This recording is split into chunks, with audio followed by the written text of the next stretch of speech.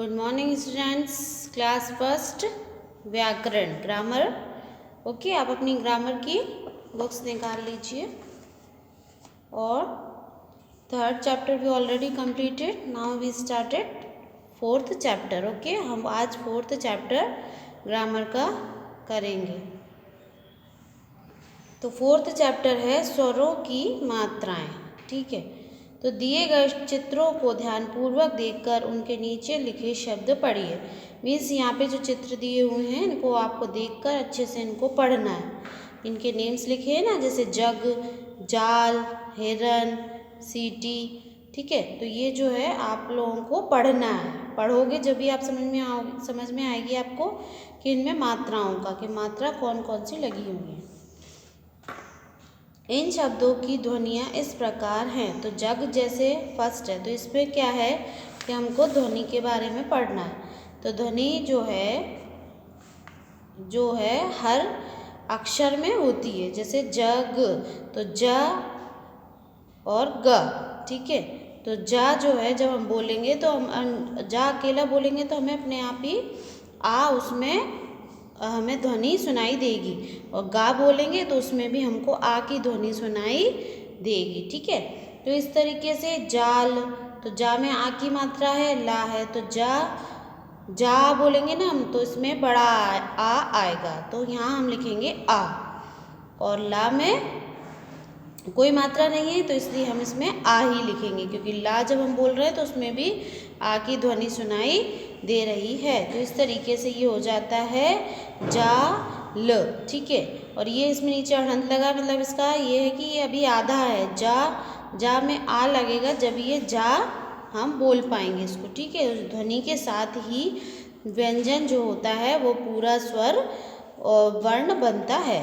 ठीक है, तो हिरन हा ई, क्योंकि हा में छोटी की मात्रा है, रा और ना, ही र न। ठीक है, इसी तरीके से सीटी, दोनों सा और टा में बड़ी की मात्रा लगी है, तो सा में बड़ी की मात्रा सी टी, टा में बड़ी की मात्रा टी। ठीक है, तो इस तरीके से आप लोग उसको समझेंगे कि हर अक्षर में उसकी ध्वनि उसके साथ होती है।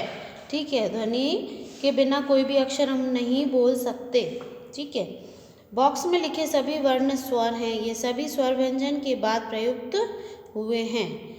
शब्द रचना में मात्रा के रूप में लिखा जाता है। यानी जो बॉक्स में जितने भी वर्ण लिखे हुए हैं ये सब हैं वर्ण स्वर हैं। ये सभी स्वर व्यंजन के बाद प्रयुक्त होते हैं। स्वर जो होते हैं हमेशा व्यंजन के बाद ही हम इनको प्रयुक्त यानी यूज़ करते हैं, लिखते हैं। ठीक है, मात्रा शब्द रचना हेतु व्यंजन के बाद आने वाले स्वर को मात्रा कहते हैं। ठीक है, ये मात्रा की परिभाषा है, तो आपको इसको लर्न करना है। ओके, अब इसी तरीके से एग्जाम्पल्स दिए हुए हैं। स्वर, मात्रा, व्यंजन प्लस मात्रा लगाया शब्द। यानी ये सारे जो स्वर हैं, छोटा बड़ा छोटी बड़ी, ये सब जो होते हैं स्वर होते हैं। या तो आपने पढ़ा होगा ना फर्स्ट क्लास में भी, पहले यूकेजी में भी, कि छोटा बड़ा छोटी बड़ी यहाँ तक ये सारे स्वर कहलाते हैं। और व्यंजन किसको कहते हैं? जो काखा का होते हैं ना उनको हम व्यंजन बोलते हैं। ठीक है, तो यहाँ पे जो है ये सब स्वर हैं। अब इनकी ये मात्राएं, आ की मात्रा, ई छोटी की मात्रा, बड़ी की मात्रा पीछे भी दिया हुआ है। तो इस तरीके से अब यहाँ पे इन्होंने दिया है बा, तो बा अकेला हम जब लिखेंगे तो इसकी ध्वनि के साथ लिखेंगे, तो हम बा और आ ऐसे लिखेंगे। अब माँ लिखना है हमको, तो माँ में जब आ की मात्रा लगाएंगे, मात्रा है, माँ में आ की मात्रा लगेगी तो हम कैसे लिखेंगे और बोलेंगे माँ। ठीक है, तो का में बड़ी की मात्रा, चा में छोटी की मात्रा, तो का में बड़ी की मात्रा की, ता में छोटी की का में छोटी की मात्रा की, और का में बड़ी की मात्रा ची। ठीक है, तो इस तरीके से फिर इन्हीं जो है अक्षर से हम यहाँ पे शब्द बनाएंगे। जैसे बा से बस, माँ से मामा, की से किताब, ची से चील। इस तरीके से आपको ये पूरा पढ़ना है, जब भी आप समझेंगे, खुद पढ़ेंगे ना जब। और इसी तरीके से ये सारा पूरा दिया हुआ है, आपको पढ़ना है। छोटा बड़ा ये सारे स्वर हैं, यहाँ इनकी ये मात्राएं हैं और इनके अक्षर में, व्यंजन में इनको जोड़कर बताया गया है कि कौन सी मात्रा कैसे लगेगी, ठीक है। और फिर ये उनके शब्द बनाकर बताए गए हैं, जैसे पुल, कुकर, कृष्ण, केला, कैमरा, कोट, कौवा, ठीक है, इस तरीके से। अब इसमें जो है हमको ये याद रखने वाली चीज़ें हमेशा, यानी आ, ई, ओ, औ, इनकी जो मात्राएं होती हैं वो व्यंजन के आगे की ओर से लगती हैं, ठीक है ना। तो आगे की ओर से मतलब जैसे आ है, तो अब हम कोई भी लिखेंगे तो उसकी मात्रा लगेगी आगे की ओर से। तो कैसे लगेगी, देखो,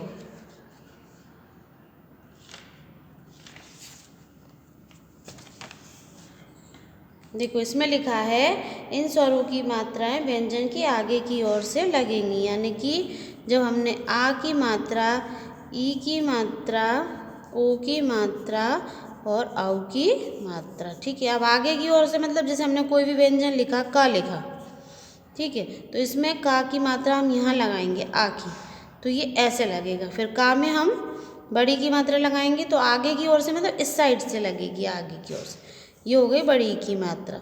अब का में हम ओ की मात्रा लगाएंगे तो इस तरीके से, और का में औ की मात्रा लगेगी तो कौ, इस तरीके से, ठीक है।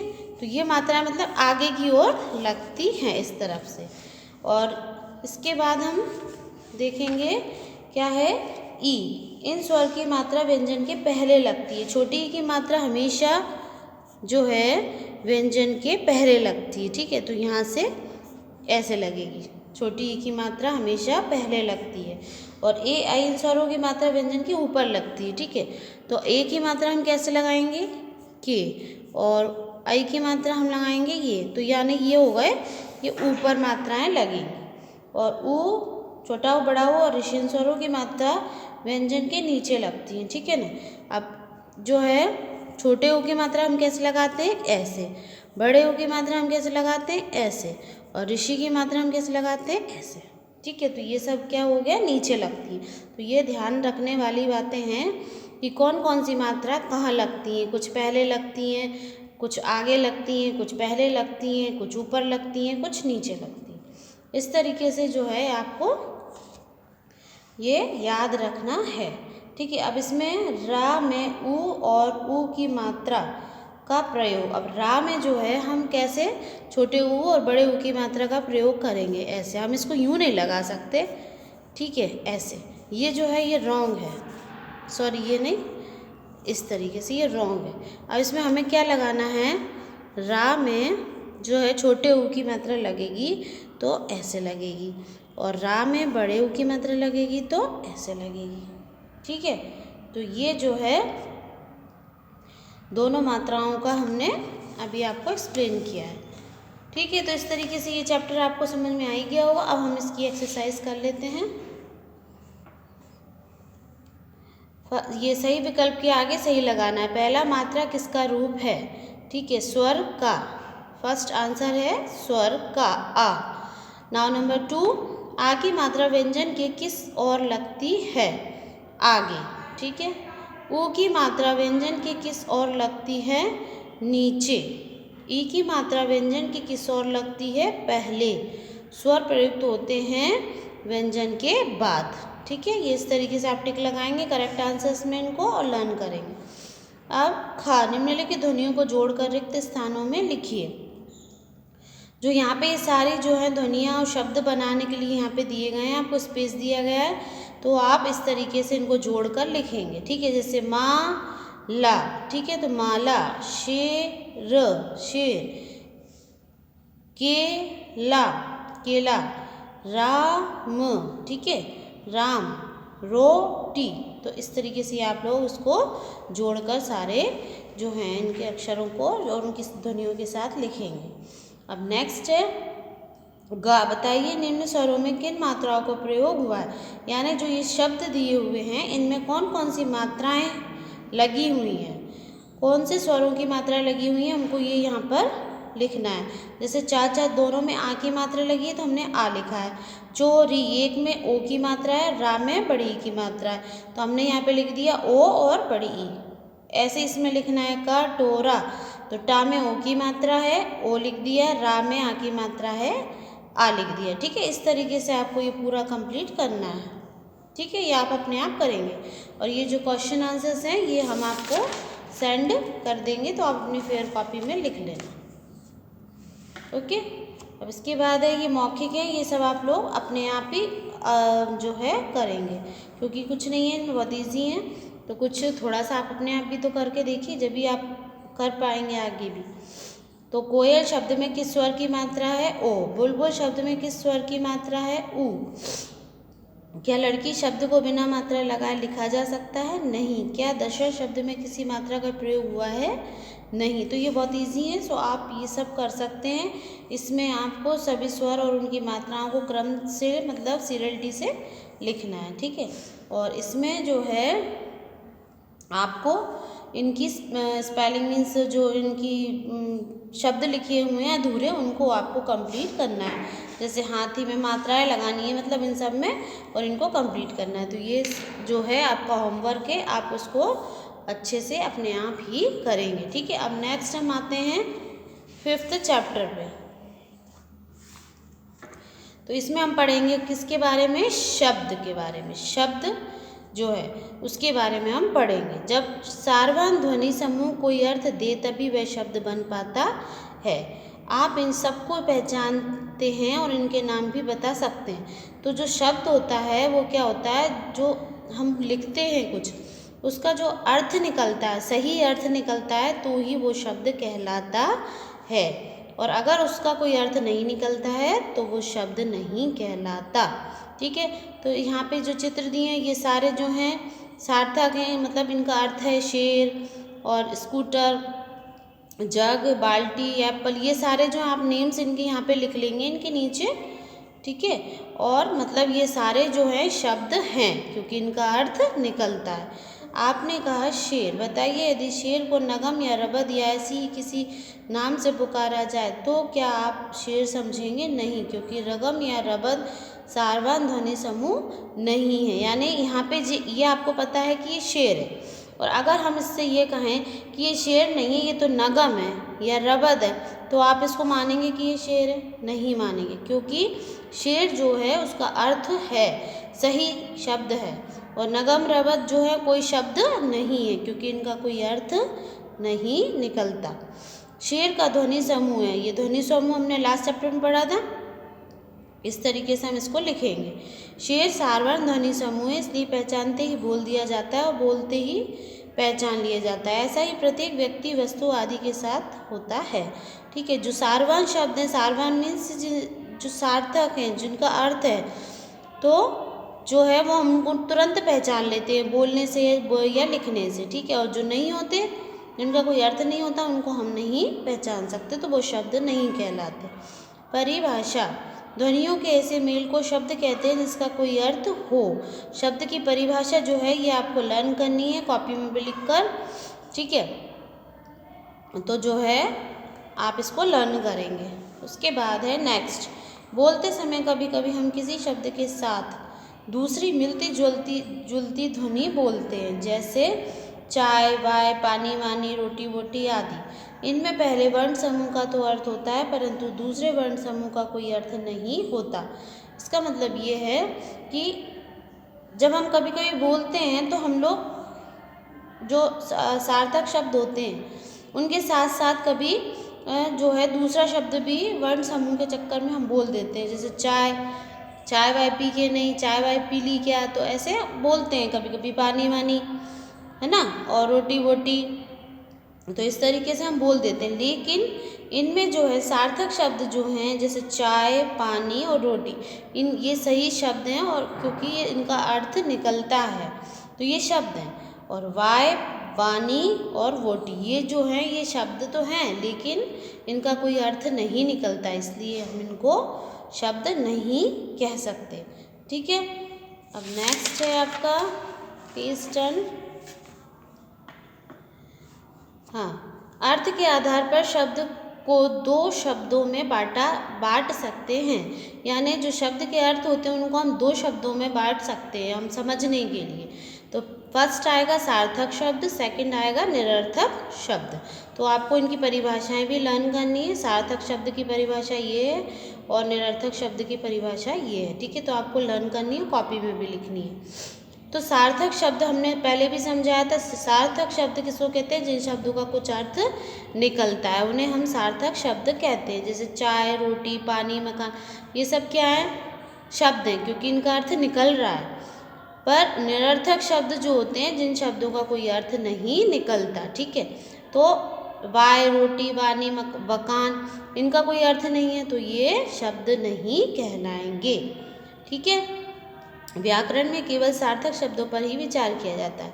अनेक निरर्थक शब्द सार्थक शब्द के साथ प्रयुक्त होने पर सारवान हो जाया करते हैं तथा उनका अर्थ आदि और कुछ से लगाया जाता है। यानी जो निरर्थक शब्द जो होते हैं ये अगर इनके सार्थक शब्द के साथ ये शब्द लगाए जाते हैं तो उनका जो है अर्थ निकलता है, लेकिन सिर्फ आदि या और कुछ, बस ये दो अर्थ निकल सकते हैं जो ये निरर्थक शब्द हैं इनके, ठीक है। और कोई अर्थ नहीं निकलेगा इनका, तो लगाया जाता है तो ये इनका दो ही अर्थ निकलेंगे, आदि और कुछ, बस, ठीक है।